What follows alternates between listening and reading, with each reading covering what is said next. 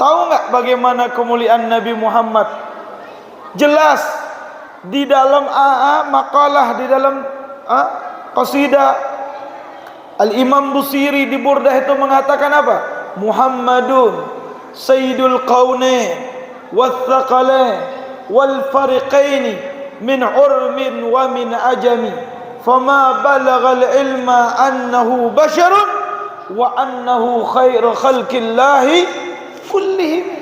Nabi Muhammad Sayyidul Qawnain, pemuka daripada Qawnain. Qaun itu ciptaan Allah, langit dan bumi dan seisi langit itu Qawnain, Nabi pemukanya. Wathaqalain, manusia dan jin, Nabi permukanya, Nabi yang menjadi ketuanya. Wal fariqain, pemuka dari dua golongan. Min urbin wa min ajami, dari orang Arab dan bukan orang Arab pun Nabi menjadi pemukanya. Fama balagal ilma annahu basyarun wa annahu khairu khalqillahi kullihim. Memang secara ilmu kita tahu Nabi Muhammad itu manusia, tapi Nabi Muhammad bukan seperti manusia biasa. Wa huwa khairu khalqillahi kullihim. Beliau itu sebaik-baik makhluknya Allah semuanya. Alhamdulillah, sama yang kalian alami kegundahan, Habib pun alami. Terobati dengan kemarin datang di bulan Safar guru mulia kami Sayyidil Habib Umar bin Muhammad bin Salim bin Hafid.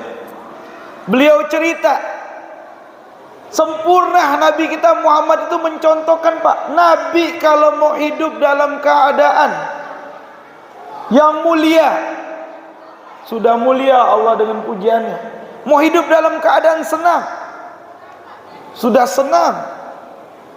Bayangin Pak, Jibril datang sama Nabi, bilang, ya Muhammad, mau nggak Jabal Uhud ini, kata Allah, dijadikan emas untukmu kalau kamu mau dunia. Apa jawab Nabi Muhammad? La uridu an aju ayauman wa asba'u yauman. Aku kepingin bukan gunung Uhud jadi emas, wahai Jibril. Aku kepingin hidupku itu sehari lapar, sehari kenyang. Kalau sehari aku lapar, aku akan memohon kepada Allah. Kalau sehari aku kenyang, aku akan bersyukur kepada Allah. Ini contohnya Nabi kita Muhammad sallallahu alaihi wasallam. Pak, kita ini masih dalam nikmat. Beras Beb naik, tapi masih ada berasnya. Harganya mahal, masih ada berasnya. Yang lebih parah lagi, sudah harganya mahal, berasnya ndak ada. Nah, itu repot. Berarti masih dalam nikmat. Ukuran nikmat itu perlu kita syukuri. Kalau nggak disyukurin apa kata Allah? Inna azabi lasyadid. Allah cabut nikmat itu karena kita kurang bersyukur selama ini. Dulu Pinang katanya 20.000 Beb, sekarang jadi 3.000. Jangan salahkan orang yang naikkan harga atau turunkan harga Pinang, salahkan diri kita. Waktu Pinang itu mahal, ingat gak kita sama Allah? Dicabut nikmat itu baru ingat. Jadi yang penting apa? Perbaiki hubungan kita sama Allah kalau mau urusan dunia kita dibaiki oleh Allah. Dari mana ini dalilnya Habib? Di Al-Quran dengan jelas. Ini pun dibacakan ayat ini oleh guru saya Sayyidil Habib Umar ketika ketemu dengan kami di Jakarta.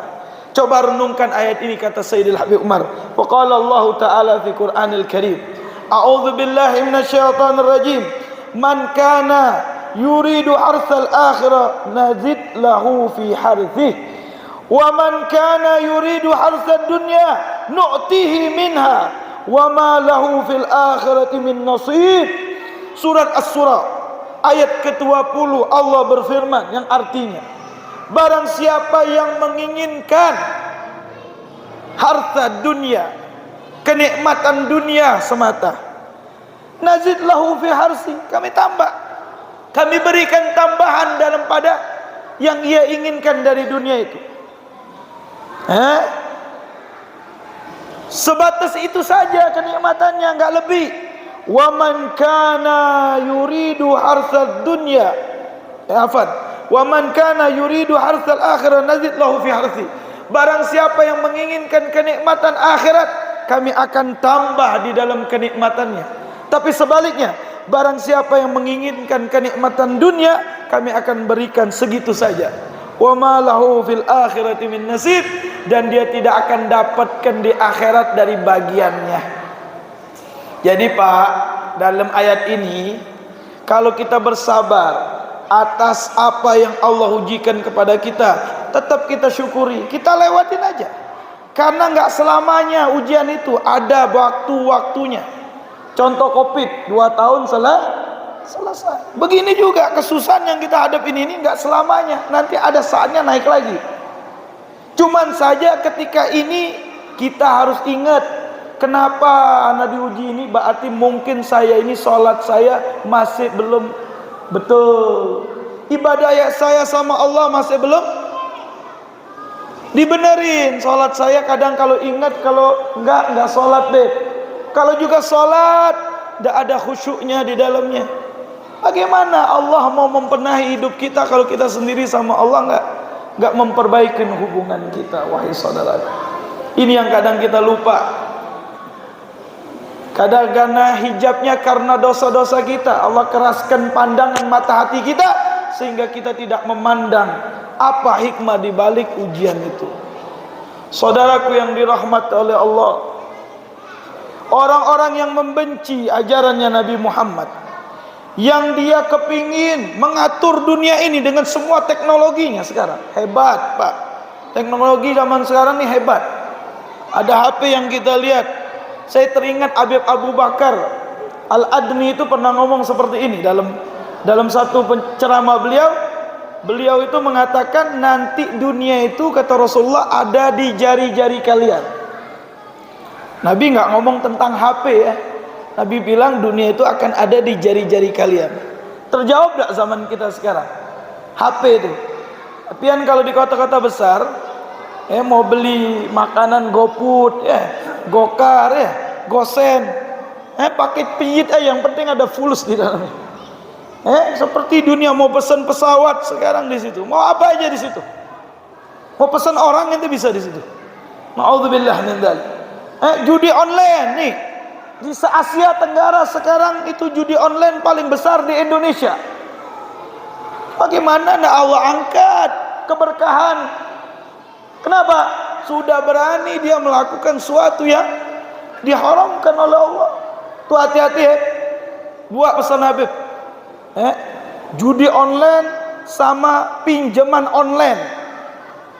Ini diingatkan oleh Nabi Muhammad SAW. Kata ada 2 dosa kata para ulama yang dia langsung perang sama Allah. Hati-hati nih pian. 2 dosa ini pian langsung perang sama Allah. Apa Beb? Yang pertama dosa riba. Orang judi itu riba ada. Gak bakal menang pian. Kenapa? Karena program itu sudah diprogram sama mereka. Mana ada 1000 bisa dapat 1 juta tuh. Kharat. Itu sudah diprogram. Ada satu mu'allaf itu ente lihat di YouTube atau di Instagram itu ada Dennis namanya. Dia orang Cina, mu'allaf, dia operator judi online. Dia ngomong, kami atur, dimenangkan dulu orang tuh. Dia pasang, menang. Nanti kalah lagi, dimenangkan lagi sampai dia hayal. Dia mentu kedua terus sampai kejual semua. Nggak bakal menang lagi setelah itu. Kalau sudah kejanduan nggak bakal menang lagi. Akhirnya kejual sawah, akhirnya turun harga. Baru ingat. Ya Allah Beb, anak buat dosa. Tidak mungkin Allah menguji kita kecuali ada kesalahan dari diri kita. Itu orang yang dikatakan dalam kitab Al-Hikam, man arafa nafsa arafa rabbah. Nih hati-hati. Riba ini langsung perang sama Allah. Pinjaman online, hati-hati. Yang kamu kenal sekarang namanya oligarki, menguasai 70% ekonomi negeri kita ini. Itu mereka punya duit kepingin muter. Jadi duit dia kepingin muter, dia bilang duit yang dari ribanya saja, bukan duit dia baku. Ribanya dia, apa kita bilang? Apa? Ya ribanya. Duit di bank itu kan ada bunganya. Duit bunganya itulah yang dipinjamkan pinjol-pinjol itu. Yang minjam umat Islam. Oh, bunganya kecil. Tetap haram yang namanya dipinjam lah, ya kan? Akhirnya terjeratlah utang tadi. Akhirnya apa yang terjadi? Terjadilah jadi musibah untuk dia. Nah ini memperkayakan dia lagi tuh. Jadi nggak ada. Allah menghalalkan jual beli, mengharamkan riba. Makanya dicabut keberkahan dari harta kita. Jadi begini, Beb, taubat. Kata Nabi paling kecil dosanya riba itu seperti kita menzinahi ibu kita sendiri. Fa na'udzubillah min. Paling besarnya dia memerangi Allah, Allah memerangi orang yang melakukan riba. Beb, gimana Beb? Kita di zaman ini benar Nabi bilang kita akan kena debunya riba. Apa itu? Ya kita sekarang semua pakai pakai ATM, pakai bank untuk ngirim duit. Itu debunya riba. Istighfar sama Allah, kita gunakan aplikasi itu, dipotong duit kita. Ini saya bayar jasanya karena saya menggunakan teknologinya. Kalau ada duit lebih dari bunganya, kalau sudah banyak misalkan, itu berikan, jangan dimakan, digunakan untuk fasilitas umum, ambil, belikan jalan apa seperti itu. Ya, harus bijak menyikapi hal kita di akhir zaman. Pesan Nabi, jangan sampai kena itu judi online, pinjaman online. Kalau bisa minjem aja sama orang yang bisa minjemin. Tapi ingat, kalau minjem niat balikin. Orang Bahari dulu begitu, dia bantu saudaranya. Kadang-kadang dengan uang zakatnya dia bantu. Dia ingin bantu saudaranya dengan duit zakatnya. Dulu duit zakat itu tepat sasaran, diberikan kepada keluarga. Nih saya bantu, kamu bisa apa? Oh saya bisa berkebun. Nih saya kasih duit zakat saya, tanamlah pohon. Suatu saat kamu akan manfaat. Oh saya nggak bisa berkebun Beb, saya bisa beternak. Apa kamu bisa ternak? Kambing. Nih saya keluarkan zakat, belikan kambing. Dagang Beb yang mau zakatnya ada di kampung kami ini. Kalau nggak ada yang zakatnya, apa yang kamu bisa? Sama-sama dilakukan. Keberkahan akan Allah bukakan. Faham tuh? Ini jauhin nih, hati-hati, jauhin. Wallah banyak terjadi perceraian gara-gara judi online. Na'udzubillah min. Yang kedua, kita akan perang sama Allah kalau kita memusuhi wali-walinya. Hati-hati nih, jangan sampai. Makanya di dalam ayat Allah Subhanahu wa taala berfirman, "In ahsantum ahsantum li anfusikum wa in asatum falaha." Kalau kamu berbuat baik di dalam kehidupan dunia ini, itu perbuatan untuk dirimu sendiri. Tapi kalau kamu berbuat dosa dan kesalahan, itu balik kepada dirimu sendiri kalau tidak bertaubat kepada Allah. Kita ngelihat sekarang zaman ini kezaliman, kemaksiatan, merajalela. Dia lupa dengan ayat Allah ini. Jadi kalau kita berbuat baik sekecil apapun, tidak akan, kecuali akan balik kepada kita sendiri. Ada cerita, Sayyidil Habib Umar bawakan cerita ini di beberapa pertemuan. Apa ceritanya? Dikatakan zaman itu ada seorang soleh. Orang soleh ini dekat dengan seorang raja di zaman itu. Jadi orang soleh ini menjadi penasihat raja dan selalu ngomong sama raja, "Wahai raja, in ahsantum ahsantum li anfusikum wa in asatum falah." Wahai raja, kalau engkau berbuat baik, engkau akan untuk dirimu sendiri, dan kalau engkau berbuat buruk akan kembali ke dirimu sendiri. Akhirnya ada menteri-menterinya raja ini nggak suka ngelihat orang soleh, orang alim ini dekat sama raja untuk menasihatinya. Jadi bagaimana caranya orang ini harus jauh dari raja? Pulanglah orang soleh ini dari depan raja, datang pengawalnya raja atau kita kenal dengan menteri-menterinya. Dia bilang, "Wahai raja, itu orang tadi, kalau bahasa kitanya ya hanu doang depan raja. Nasihati raja ini itu kalau dia di belakang, dia itu bilang raja itu kalau ngomong mulutnya bau. Kata raja, dari mana engkau bilang gitu? Iya, apa buktinya? Kata raja, nanti. Kata yang pak menterinya, nanti besok saya bawa, pasti dia akan nutup mulutnya di depan raja. Ini orang jahat pak, ngomongin saudaranya nggak ada di saudaranya, difitnah saudaranya, dihasut saudaranya. Akhirnya besok pagi dia temuin tuh orang soleh, dia temuin orang alim itu, dia bilang, wahai fulan, kamu dipanggil lagi oleh raja. Tapi sebelum kamu pergi ke raja, aku ngundang kamu ke rumah dulu. Nanti aku temenin ketemu dengan raja. Balik ke rumah, diajak makan di rumahnya si menteri ini. Apa yang dikasihkan? Makanannya itu berupa, kalau kita bilang bawang ya, bawang tapi yang gede, bawang bombay kalau kita bilang. Dibuatin banyak-banyak makanan itu mengandung bawang, sehingga bau mulut ini. Belum sempat kumur-kumur dan berbersihkan mulut, dibilang sekarang kita ketemuin raja, saatnya waktunya kita ketemu raja. Jadi orang ini bergegaslah pergi ke tempat raja. Ketika di depan raja, raja membicarakan, ini raja, orang yang saya bilang, kata si apa ini, yang menterinya tadi. Raja tanya, gimana kabar kamu? Ketika mau menjawab, dia ini malu karena mulutnya bau. Dia tutuplah mulutnya. Iya raja, aku sehat. Oh betul, kata dia. Dia ini mengejek saya kalau saya ngomong bau, sehingga dia menutup mulutnya, padahal mulut dia ini yang bau. Akhirnya sudah, raja marah sama orang ini, orang soleh ini. Akhirnya raja ngomong, ta'al kamu, saya mau tulis surat, tolong pegang ini surat, tolong bawa ini surat sampai ke tempat pemendaharaan saya di depan istana situ. Ya raja, ditulis di surat itu. Apa surat? Yang pegang surat ini, pegang dia, eksekusi, kuliti, masukin karung, kuburkan. Itu isi suratnya. Dikasihlah orang ini, orang soleh ini nerima saja surat tersebut. Ya sudah, nanti saya keluar, saya sampaikan kepada pengawalmu, wahai raja. Setelah di depan pintu, orang yang menghasut orang soleh ini berdiri depan pintu. Dia bilang, apa yang diberikan raja kepadamu?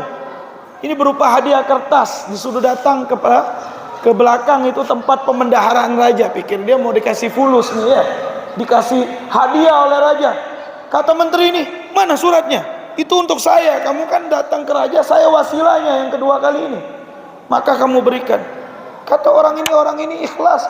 Ya silakan, kalau kamu mau surat ini, ambillah. Peganglah surat tadi pak. Pergilah dia ke pemendaharaan tadi.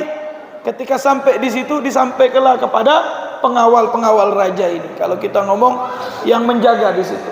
Pikir dia dapat duit, pikir dia dapat apa pemberian dari raja. Dibaca surat tadi. Yang bawa surat ini kamu pegang, dipegangnya.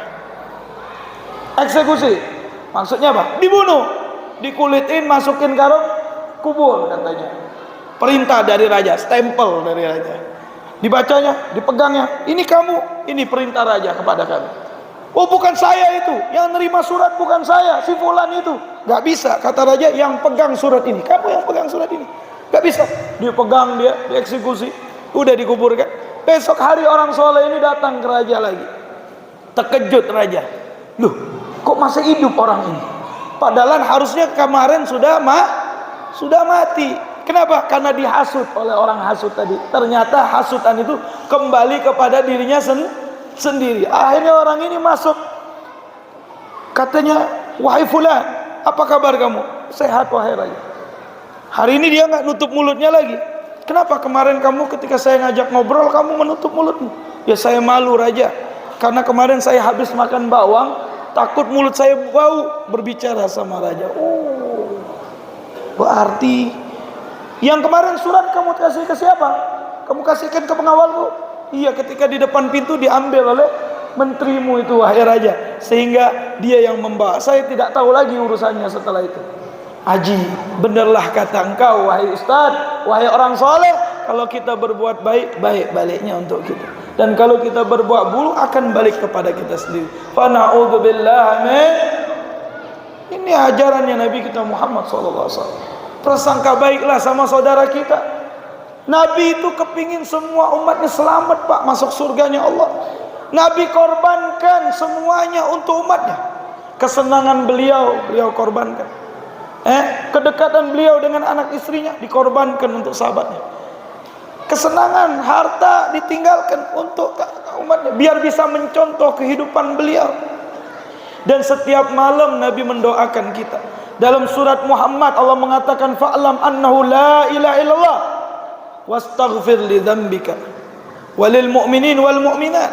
Kata Allah, ketahuilah tiada Tuhan selain Allah, maka mintalah ampun untuk dosamu wahai Muhammad dan kaum mukminin dan mukminat.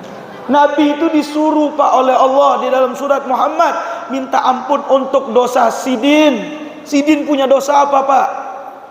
Tapi masih disuruh oleh Allah minta ampun untuk dosa Sidin. Punya dosa apa Nabi Muhammad? Kita yang punya banyak dosa ini disuruh pula Nabi mendoakan kita untuk ampunan. Tiap malam nangis untuk kita. Jadi nggak bisa kita balas kebaikan Nabi Muhammad, itu nggak bisa. Kecuali kita ucapkan kalimat jazallahu anna sayyidina Muhammadan anna khaira jazallahu anna sayyidina Muhammadan ma huwa